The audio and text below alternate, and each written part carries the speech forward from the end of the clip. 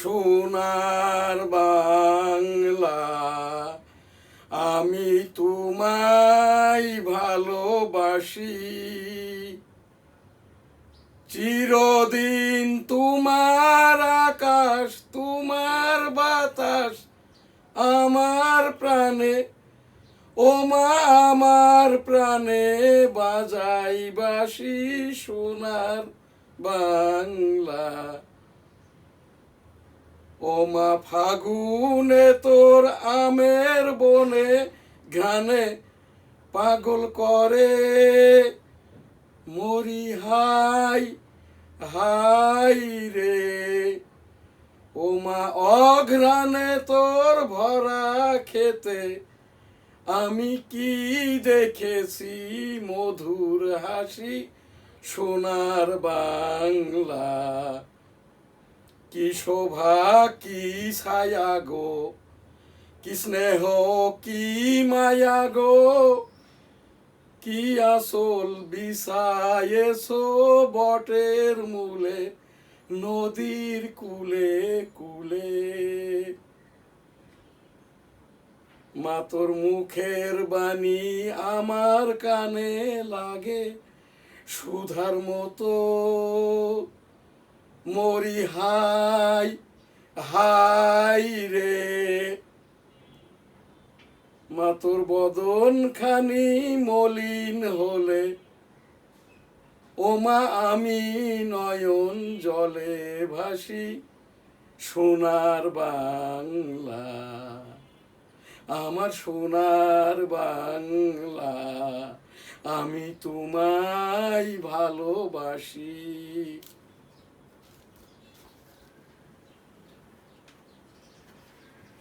জয় বাংলা। আসসালামু আলাইকুম। 25 April 2026, Bangabandhu digital studio. এখন এই যে এনএসটিভি ভবন, এনএসটিভি ডিজিটাল স্টুডিও, www.dailynewsstar.com। 13তম জাতীয় সংসদ নির্বাচনে আমি অংশগ্রহণ করেছিলাম।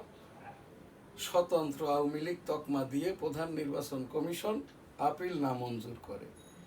এরপর আমি এই যে 1370 নম্বর আপিল মামলা করি।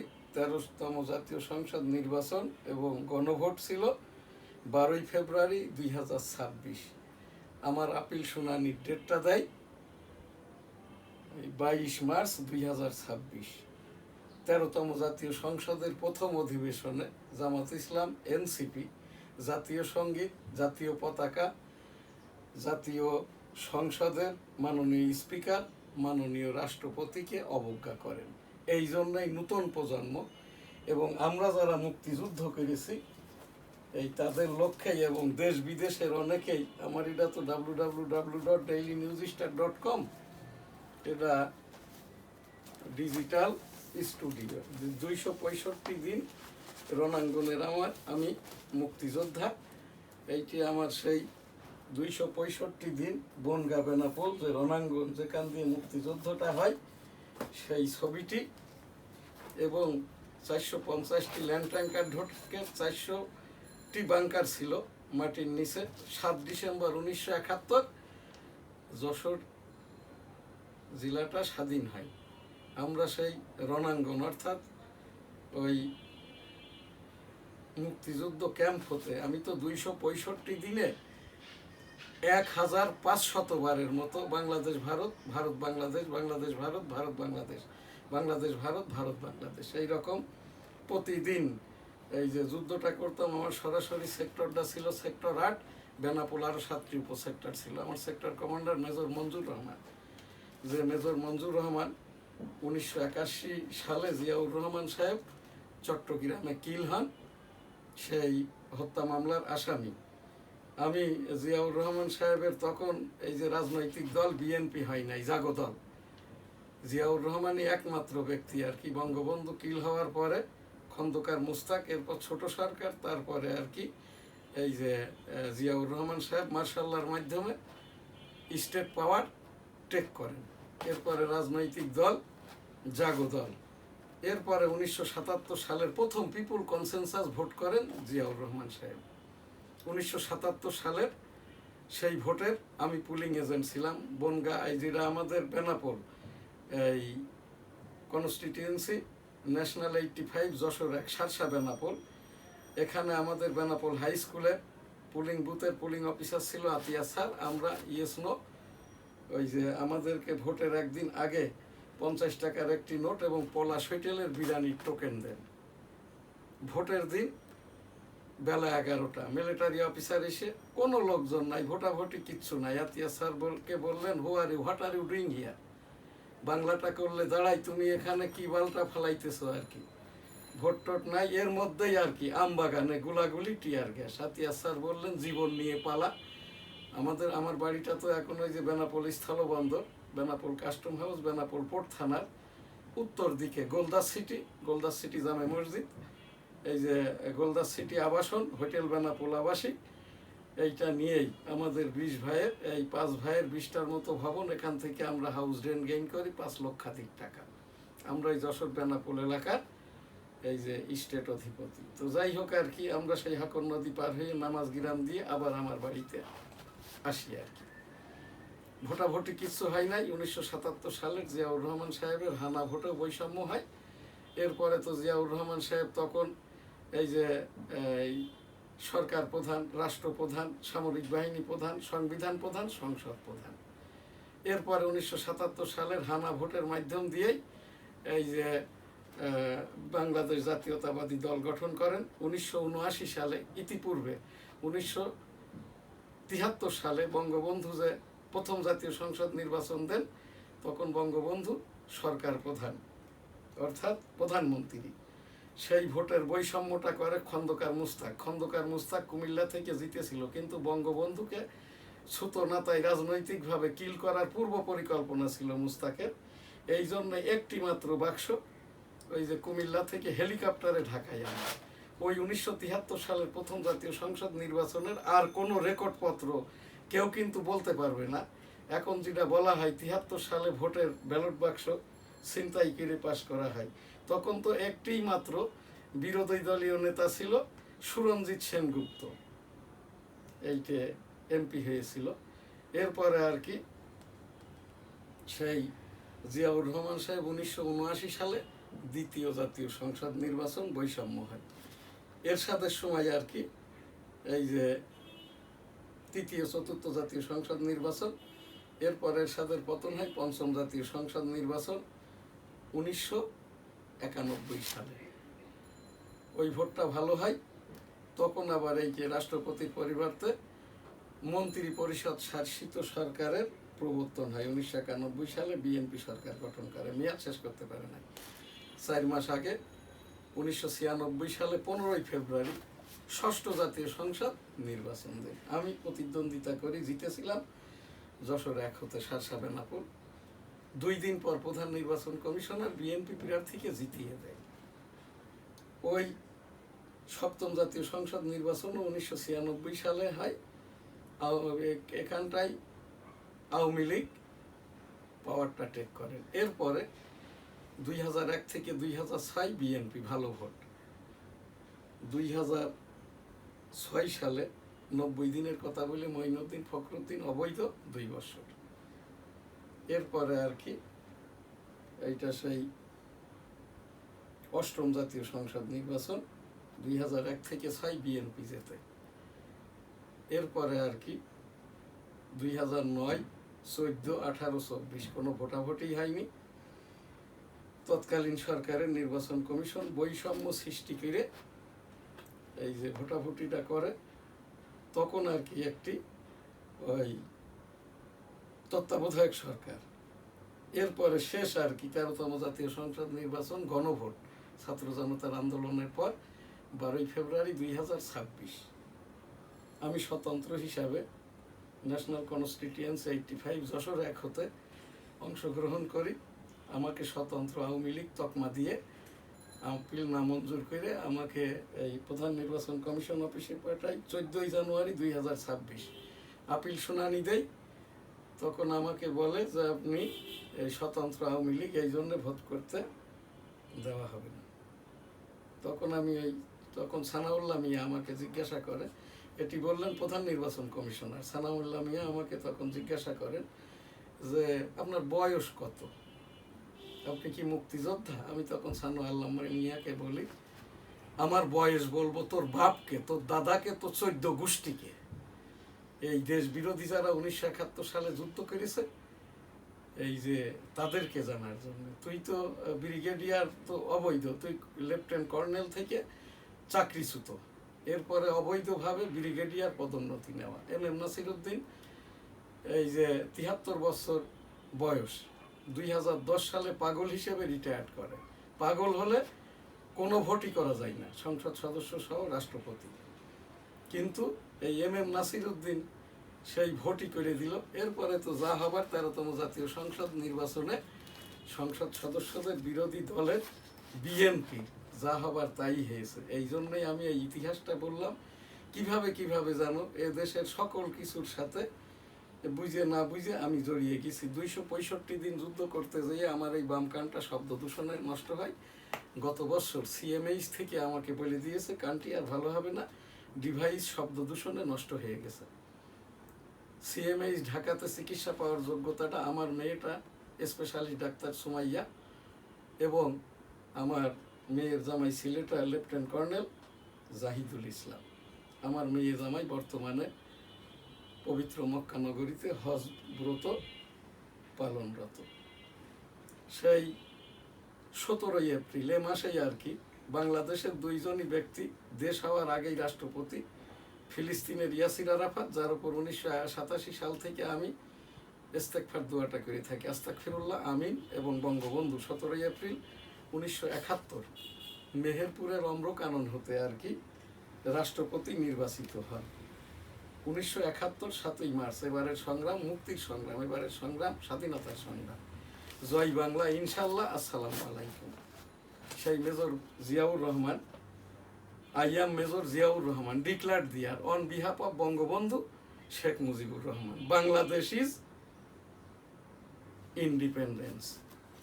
আমরা আর কি 1971 সালের মুক্তিযুদ্ধের আমাদের যে গ্র্যান্ড স্যালুটটা আমার সেক্টর কমান্ডার এই যে রণাঙ্গনের মেজর মঞ্জুর রহমান 8 নম্বর সেক্টর মারা গেছে, রেকিতে পড়েছে, আনতে পারছো না। গ্র্যান্ড স্যালুটটা ইন্না লিল্লাহে ওয়া ইন্না ইলাইহি রাজিউন। আমি এই যে বঙ্গবন্ধুর গবেষক ডক্টর ওয়াজেদ মিয়ার স্বাক্ষরিত যে প্রতিষ্ঠান আর কি, এবং বর্তমানেও আমি আর কি বঙ্গবন্ধু আদর্শ মূল্যায়ন গবেষণা সংসদের এই যে ভারপ্রাপ্ত সাধারণ সম্পাদক। আমি এখানটা থেকেই আর কি এই বঙ্গবন্ধুর গবেষণাগুলো করি বলে 27 আগস্ট, 5 আগস্ট, 17 আগস্ট 3 দফা আমাকে মারতে আসে, এবং তখনই আর কি হেনস্থা করে আমার এই যে দাঁত এখান থেকে তারা এই গন্ডগোল মারামারিতে আমার এই দাঁতটা ছুটে, এইটা নিয়ে আর কাউকে কিছু বলবো না। আমার অপরাধ হলো আমি জয় বাংলা বলি, আমার সোনার বাংলা, আমি তোমায় ভালোবাসি বলি, আমি মুক্তিযোদ্ধা বলি, এইটি আমার এই যে মা বাবার সাথে আমার সনদটা আর কি আমার এই কাজটি করে আর কি। যাই হোক, সেই এরপর থেকেই 27 অক্টোবর 2024 মাননীয় উচ্চতর আদালত যখন নির্দেশনা দিলেন মুক্তিযোদ্ধা 1971 সালের এই যারা মুক্তিযুদ্ধ করেছে, মুক্তিযুদ্ধের সমন্বয়ক, মুক্তিযুদ্ধের ঘোষক বঙ্গবন্ধু শেখ মুজিবুর রহমান, এই যে সেক্টর কমান্ডার জিয়াউর রহমান, আমরা যারা মুক্তিযুদ্ধ করেছি মুক্তিযোদ্ধাদের নিয়ে কোনো মন্তব্য নাই। ছবি মাথায় রাখবে না, গলায় ঝোলাবে না, জয় বাংলা বলবে না, আমার সোনার বাংলা, আমি তোমায় ভালোবাসি বলবে, এটা 18 কোটি জনগণের যার তার ব্যক্তিগত এই ব্যাপার। তখন থেকেই আবার আমি এই প্রোগ্রামটা করছি। সেই গ্রামটা স্যালুটটা ছিল ইন্না লিল্লাহি ওয়া ইন্না ইলাইহি রাজিউন। 1971 সালের রণাঙ্গনের বীর মুক্তিযোদ্ধা, স্যালুট তোমাকে, লাল সালাম, জয় বাংলা, আমার সোনার বাংলা, আমি তোমায় ভালোবাসি। সেই 1971 সালের সকল শহীদদের বিদেহী আত্মার শান্তি কামনা করি। রাব্বুল আলামিন সকলকে জান্নাত দান করুন। আস্তাগফিরুল্লাহ, আমিন। এখন আমাদের যে প্রোগ্রাম এনএসটিভি ডিজিটাল স্টুডিও, আমার এখানে আজ নিউজ রিডার, পরিচালক, সংবাদ পাঠক, ভার্চুয়াল এডিটর কেউই নাই। এককভাবে আমাকে অনুষ্ঠানটা করতে হচ্ছে। আমি 22 বছর যাবৎ অ্যাক্রিডিটেশন কার্ড হোল্ড করি। এই দি ডেইলি নিউজ স্টার 8ম ওয়েজ বোর্ডভুক্ত ইংরেজি সংবাদপত্র। সেই সুবাদেই আমি এই যে অ্যাক্রিডিটেশন কার্ডটি হোল্ড করে থাকি আর কি। এই বইটি আমার লিখিত, এর সাথেই আর কি আইসিটি অ্যাক্ট 2018 1973 সালের রাষ্ট্রপতির অধ্যাদেশ সহ ইউটিউব সামাজিক আইন সাংবাদিকতা আইসিটি অ্যাক্ট 2018। বইটির মূল্য 500 টাকা। আমার প্রকাশনার আরও একটি বই আছে, এই যে এই সাংবাদিকতা প্রকাশনা আইন, বইটির মূল্য 300 টাকা। আমি সেই 1999 সাল থেকে এই 17 এপ্রিল 1971 উপলক্ষে বাংলার 21 পত্রিকায় আর কি এই যে নিয়মিত সুবিনির বা ম্যাগাজিন বের করে থাকি। 17 এপ্রিল 1971 বঙ্গবন্ধু সহ সকল শহীদদের বিদেহী আত্মার শান্তি কামনা করি। রাব্বুল আলামিন সকলকেই জান্নাত দান করুন। আস্তাগফিরুল্লাহ, আমিন। লাব্বাইক আল্লাহুম্মা লাব্বাইক, লাব্বাইক লা শারীকা লাক লাব্বাইক, ইন্নাল হামদা ওয়ান নিয়ামাতা লাকাল মুলক লা শারীকা লাক। রাব্বুল আলামিন পাক পরওয়ারদিগার বিশ্বের 1.25 কোটি মানুষের সাথে বাংলাদেশেরও 80,000 হাজী সাহেবানারা মক্কায় গমন করছেন। আমার মেয়ের জামাইও হজ ব্রত পালনরত পবিত্র মক্কা নগরীতে সহি সালামতে হজ উদযাপন শেষে দেশে ফিরুক, এবং আমরাও তাদের জন্য দোয়া করি, আমাদের জন্যও হাজী সাহেবরা দোয়া করবেন। লাব্বাইক আল্লাহুম্মা লাব্বাইক, লাব্বাইক লা শারীকা লাক লাব্বাইক, ইন্নাল হামদা ওয়ান নিয়ামাতা লাকাল মুলক লা শারীকা লাক। রাব্বুল আলামিন পাক পরওয়ারদিগার বিশ্বের সকল মানুষকে একবার করে হজ উমরা করার তৌফিক দান করুন। আস্তাগফিরুল্লাহ, আমিন। তাবলিগের সেই বিশ্ব জমায়েতটা এখনো হয় নাই। এনএসটিভি থেকে অভিযোগ সহ উপস্থাপনা সংবাদ। তাবলিগের সেই 2.5 খণ্ড এখন আর নাই। 80 বছর বয়সে কাকরাইলের মুরব্বী জুবায়ের, হাফিজিহুল্লাহ জুবায়ের পদত্যাগ করেছেন, এবং মামুনুল, ফাইজুল আর ওই যে রেজাউল, এরাও এখন আর তাবলিগের সাথে নাই। ওই যে উপদেষ্টা খালিদ হোসেনের মাধ্যম দিয়ে এই মামুনুল, রেজাউল, ফাইজুল 2,500 কোটি টাকা হজের টাকা, বাইতুল মুকাররমের টাকা ইত্যাদি তসরুফ হয়েছে। এটা দুদকে অভিযোগ দায়ের হয়েছে। সেই হেতু আর কি এক মুরব্বীর বয়ানে এক দুয়াতে টঙ্গীর বিশ্ব জামায়াতটা সম্পন্ন হোক। এই টঙ্গীর জায়গাটা, এই যে কাকরাইলটা, বাইতুল মুকাররম ইসলামিক ফাউন্ডেশনটা এই যে father of the nation Bangabandhu Sheikh Mujibur রহমানের 72-75 সরকারের আমলের। শেখ হাসিনা 27,500 টাকার এক্সিকিউটিভদের বেতন লক্ষাধিক টাকা করেছেন। নির্বাহী আদেশে কওমি মাদ্রাসা এবং আর কি আরও অন্যান্য, এই যে পদ্মা ব্রিজ নির্বাহী আদেশে। আমি এখান থেকে উপস্থাপনা, বর্তমান প্রধানমন্ত্রী তারেক রহমান সাহেব ক্যাজুয়াল হবেন না। ক্যাজুয়ালের কারণে বঙ্গবন্ধু 32-এ থাকার কারণে খন্দকার মোস্তাকের কনস্পেসিতে কিল হয়েছে। আপনার বাবা 1981 সালের 30 মে চট্টগ্রাম সার্কিট হাউসে বদরুদ্দোজা চৌধুরীর পরামর্শে রাত্রি যাপন করার কারণে এই যে কিল হয়েছেন। এরশাদ কিন্তু এই 2 রাষ্ট্রপতির থেকেও কুখ্যাত ছিলেন। এরশাদ কিন্তু জেল খেটেছে, কিল হননি। আপনি মাননীয় প্রধানমন্ত্রী, আপনার মাতাও মাননীয় প্রধানমন্ত্রী ছিলেন একাধিকবারে। এই যে ক্যাজুয়ালিটির কারণেই আর কি, ক্যাজুয়ালভাবে রাষ্ট্র পরিচালনা রাজনীতি করার কারণে আজীবন আমৃত্যু জেলটা খাটতে হয়েছে। আপনিও 17 বছর বিদেশটাই ছিলেন। আপনি ওয়েস্ট মিনিস্ট্রি সিস্টেমের রাষ্ট্র পরিচালনা দেখেছেন।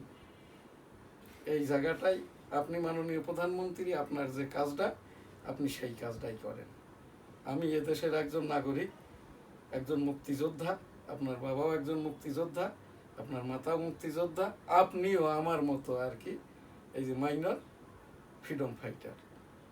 আমাদের বেনাপোল রণাঙ্গনে আমরা যে 10,000 যুদ্ধ করেছি, 6,000 অ্যাডাল্ট, 4,000 মাইনর। এই 4,000-এর ভিতরে 5.5 থেকে নিয়ে 10 বৎসর পর্যন্ত বাচ্চারা ছিল। যেহেতু সৌভাগ্যক্রমে এই যে জায়গাটি ল্যান্ড ট্যাঙ্কার ঢুকছে, আমার নানা ছিল, এখন আমাদের আর কি। তো এই জন্যে আমি 265 দিন যুদ্ধ করতে যাই, বামকানটি নষ্ট হয়। আমি এখান থেকে এই উপস্থাপনামূলক, এটাও এনএসটিভির সংবাদ। এখন এই যে ডিজেল নিয়ে, পেট্রোল নিয়ে, তেল নিয়ে, গ্যাস নিয়ে যা হচ্ছে আর কি, যার যে কাজটা সে করছে না। মাননীয় প্রধানমন্ত্রী আপনার কাজটাই, অর্থাৎ আপনি যদি মন্ত্রী উপদেষ্টাদেরকে দেখভাল করেন, আর কিছুই প্রয়োজনটা হবে না। সেই কাজটা আপনাকে আমি প্রতিদিনই অনুরোধ করছি। আপনি বাংলাদেশের মাননীয় প্রধানমন্ত্রী, বিদেশ থেকে প্রতিদিন আমাকে এই ফোনটা হজম করতে হয়। আপনি প্রধানমন্ত্রী বাংলাদেশ, সেইভাবেই পোশাক আশাকে, চলন বলনে, কথাবার্তায়, অবস্থানে, প্রোটোকলে, এইটা যদি ইতিপূর্বে না করে থাকেন, আমি মাননীয় প্রধানমন্ত্রীর এই যে protocol, DGFI, NSI, SB, DSB, এদের উদ্দেশ্যেই উপস্থাপন করলাম সংবাদটি। এনএসটিভি সংবাদ, 25 April 2025। The Daily News Star and www.dailynewsstar.com, nstv.com। EPO and editor M Shahjahan Ali Goldar, Bangabandhu আদর্শ মূল্যায়ন গবেষণা সংসদের ভারপ্রাপ্ত সাধারণ সম্পাদক, ডেমোক্রেটিক বাংলাদেশ রাজনৈতিক সংগঠনের প্রেসিডেন্ট। মাননীয় প্রধানমন্ত্রী তারেক রহমান সাহেবের সকল কথাই ভাষণ। আজ 25 এপ্রিল 2026। মাননীয় প্রধানমন্ত্রী তারেক রহমান, জ্বালানি সংকট মোকাবেলায় 10 সদস্যের যৌথ কমিটি গঠন, বিএনপি মানুষের স্বার্থে যে কারোর সঙ্গে আলোচনায় প্রস্তুত। প্রধানমন্ত্রী, সাধারণ মানুষের কষ্টে একাত্মতা আনতে সংসদেও লোডশেডিং চান বিরোধী দলীয় নেতা। বেড়েছে চাল সহ সব নিত্য পণ্যের দাম, জ্বালানি তেলের দাম বাড়ায় চাপে ভোক্তারা। বাসের ভাড়া বাড়ল প্রতি কিলোমিটার 11 পয়সা। অর্থনৈতিক যুদ্ধে দুর্বল করতে চাই যুক্তরাষ্ট্র, সতর্ক ইরান। নিউজিল্যান্ডকে হারিয়ে ওয়ানডে হ্যাট্রিক সিরিজ বাংলাদেশের। সরকারের সামনের পথ অত্যন্ত কঠিন। প্রথম ধাপে 93% ভোটের রেকর্ড, বিক্ষিপ্ত সহিংসতা, গরমে 5 জনের মৃত্যু। পশ্চিমবঙ্গ বিধানসভা নির্বাচন। রূপপুর পারমাণবিক কেন্দ্রের বিদ্যুৎ গ্রিডে আসছে আগস্টে প্রথম ইউনিটে ফুয়েল লোডিং 28 এপ্রিল। আমদানির চাপ আর নিম্নমুখী রপ্তানিতে বাড়ছে বাণিজ্য ঘাটতি। টিকাদানের অভাবেই বিপুল সংখ্যক শিশু আক্রান্ত। আলোচনায় বসছে যুক্তরাষ্ট্র ও ইরান। বড় প্রক্রিয়া তাপ বিদ্যুৎ কেন্দ্রের সব কয়টি ইউনিট বন্ধ। আজকের এনএসটিভি নিউজ এখানেই শেষ করছি। আসসালামু আলাইকুম। এখন আমাদের নিয়মিত যে অনুষ্ঠান, শনিবারের দৃষ্টিপাত। আজ আমাদের শনিবারের দৃষ্টিপাত। আজ দৃষ্টিপাতে আমাদের যে বিষয়, চলমান সংসদ, অদক্ষ, অথর্ব, দেশবিরোধী এই যে যে সকল খবর আসছে, জামাত ইসলামের 6 জন বাদে বাকি সবাই আর কি এটা টাকা পয়সা দিয়ে নেগোসিয়েশন করে সংসদ সদস্য হয়েছে। তো এই জায়গাটাই আর কি তারা ওই যে সংসদে এই যে শফিকুর রহমান এ জাসদ করতো, আওয়ামী লীগ করতো, জামাতের পদটা কিনেছে সংসদের। এবারও আর কি এই যে ঢাকা থেকে তার অরিজিনাল বাড়ি হচ্ছে আসাম, এরা সেই আসাম দিয়েই আর কি এই যে হবিগঞ্জ এসছে ইন্ডিয়ান বাংলাদেশ বর্ডারের মাধ্যমে উইদাউট পাসপোর্টে। এই যে শফিকুর রহমান কোনো ডাক্তার নন, এ হোমিওপ্যাথিক ডাক্তার, এবং সে জীবনে কোনোদিন কোনো ডাক্তারি করে নাই, কোনো চেম্বার নাই, কোনো চাকরিও করে নাই। মিথ্যাচার, গীবত, তাদের পূর্বপুরুষ ওই আসাম থেকে এই দেশে এসছে। এই যে বিএনপি সালাউদ্দিন সাহেবের মতো, ওই যে গোলাম পরোয়ার তো হইলো সাতক্ষীরা থেকে এসছে, ও সাঁতারকিকে বিনা পাসপোর্টে। এখনো কিন্তু গোলাম পরোয়ার, সালাউদ্দিন সাহেব এবং এই যে শফিকুর রহমান সাহেব কারোরই এই যে পাকিস্তানি এনআইডি, ব্রিটিশ পূর্ববর্তী, যেটা ব্রিটিশ পূর্ববর্তী যে ভারতবর্ষ, সেই এনআইডি, পরিচিতি এনআইডি, ভারতীয় এনআইডি, বাংলাদেশের এনআইডি, পাকিস্তানের এনআইডি, এই 3টে লোকের নাই। যার আমার খুলনা বিভাগ তো গোলাম পরোয়ারের যত কথাই বলা হোক না কেন, ওই আসল কাজ যদি এনআইডি না থাকে, দেশপ্রেম না থাকে, তাদেরকে আমাদের এলাকার লোক ভোটটা দেয় না। তো সেই জায়গাটাই আর কি এই দৃষ্টিপাতে এই কথাটি এখান থেকে উপস্থাপন করছি। মাননীয় স্পিকারকে ইতিপূর্বেও বলেছি, প্রথম অধিবেশনের প্রথম দিন জামাত ইসলাম, এনসিবি জাতীয় সঙ্গীতকে, জাতীয় পতাকাকে, মাননীয় স্পিকারকে, মাননীয় রাষ্ট্রপতিকে যে অবজ্ঞা করেছে, সেশন চলমান থাকায় বা পরবর্তীতে আর কি ওই জায়গাটুক একটু সংশোধনী করে নেবে। জামাতের এই মস্কারা আর মজা লাগছে না আমার। আমি একজন 1971 সালের রণাঙ্গনের মুক্তিযোদ্ধা, এইকে আমার এই যে সনদ, সেই হিসাব দিয়েই আর কি আজকের এই দৃষ্টিপাতের অনুষ্ঠানে আমি এখান থেকে আবারও মাননীয় স্পিকার বরাবর উপস্থাপন করলাম প্রথম সংসদের প্রথম দিনের ওই যেটুকের ওপরে জাতীয় সঙ্গীতকে, আমার সোনার বাংলা আমি তোমায় ভালোবাসি, জয় বাংলাকে জাতীয় স্লোগান, মাননীয় স্পিকারকে, জাতীয় সংসদকে, সংবিধানকে, মাননীয় রাষ্ট্রপতিকে যে অবজ্ঞাটা করেছেন, একটি সংশোধনী দিয়ে ইনক্লুড করে নেবেন। আজকের দৃষ্টিপাত এখানেই শেষ করছি। আলহামদুলিল্লাহ, আল্লাহ হাফেজ। আজ আমাদের কাকরাইল বাইতুল মুকাররম এখনো নিয়মতান্ত্রিক নিয়মিত খতিব নিযুক্ত হয় না। বাইতুল মুকাররম কাকরাইল খতিব হওয়ার যোগ্যতা হাফেজ কারি মুফতি মাওলানা উবাইদুল হক হুজুরের মতো। কাকরাইলেও তাই। উপস্থাপনা সহ অভিযোগ আকারে এনএসটিভি সংবাদ। এই যে বাইতুল মুকাররমের পূর্ব গেটটি আমি 1987 সাল থেকে নিউজ করতে করতে অতপর পরিশেষে গত বছর আর কি এই রাস্তাটা হয়েছে, যেটা রাজুক ভবনের থেকে বাইতুল মুকাররমের পূর্ব সদর গেট। কিন্তু বাইতুল মুকাররমের যে বারান্দা, টিন শেড, এ জায়গাটাই এখনো প্রাকৃতিক কার্যক্রম করে রাত্রিবেলায় অচেনা অজানা লোক। এবং আর কি ওর নিচেই যেটা বাইতুল মুকাররমের যে বাথরুম আন্ডারগ্রাউন্ডে, খুবই দুরবস্থা। এবং বাইতুল মুকাররমে এখন কোনো খাদেম নাই আর কি। বাইতুল মুকাররমের ওই যেখান দিয়ে খতিব সাহেবরা ঢোকেন, ইসলামিক ফাউন্ডেশনের যে গেটটি কিশোর সংশোধনাগারের মতো করে রেখেছেন, এই গেটটি অচিরেই উঠেই দেওয়া হোক। এবং এখনও এই যে বাইতুল মুকাররমের পূর্ব সদর গেটের যে ভ্যান স্ট্যান্ড এবং ময়লা আবর্জনার ভাগাড়, এটাও যাতে পরিষ্কার পরিচ্ছন্ন হয়। এই 87 সাল থেকে নিউজ করার পর রাস্তাটি যেহেতু হয়েছে, আমি এই 11 সরকারের এই যে পরে এই ছাত্র জনতা সরকারের উপদেষ্টা, অবৈধ অযোগ্য উপদেষ্টা খালিদ হোসেন নির্বাহী আদেশে বাইতুল মুকাররমের হাফিজিউল্লাহ, স্বশিক্ষিত মূর্খ আব্দুল মালেক, এই যে কুমিল্লার একটি গ্রামের মাদ্রাসা থেকে পড়ার পরে ওই পাকিস্তান, টার্কি, সৌদি আরব, এখানে আর কি ওই যারা কি বলে সাইকুল হাদিস,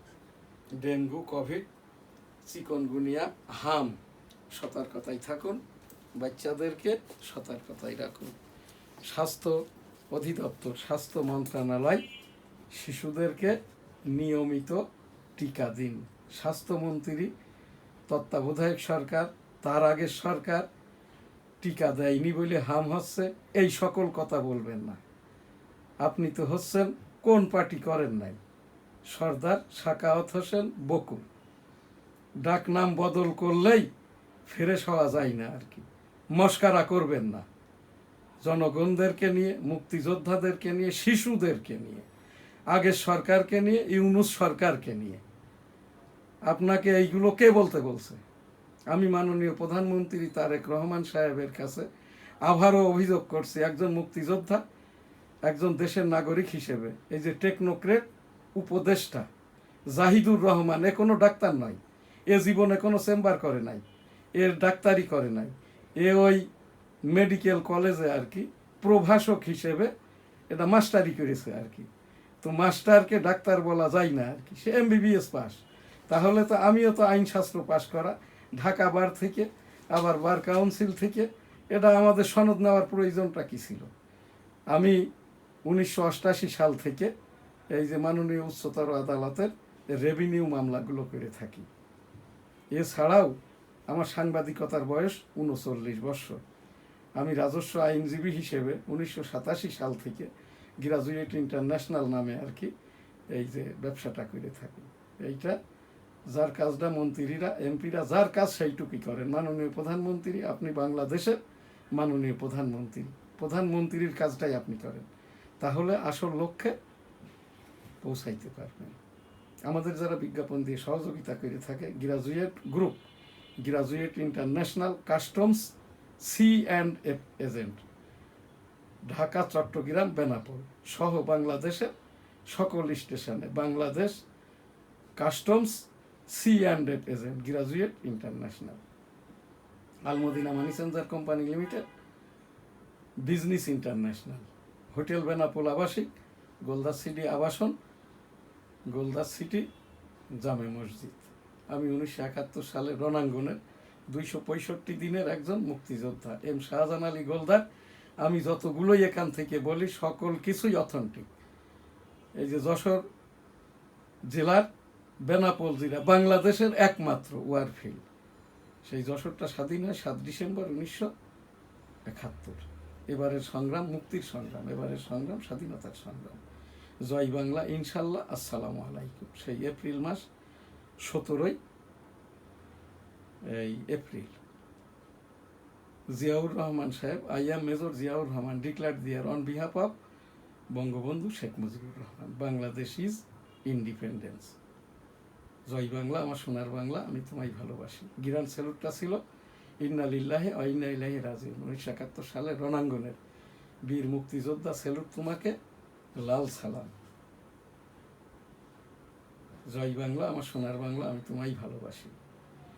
আমার সোনার বাংলা, আমি তোমায় ভালোবাসি। চিরদিন তোমার আকাশ, তোমার বাতাস আমার প্রাণে, ও মা আমার প্রাণে বাজাই বাঁশি সোনার বাংলা।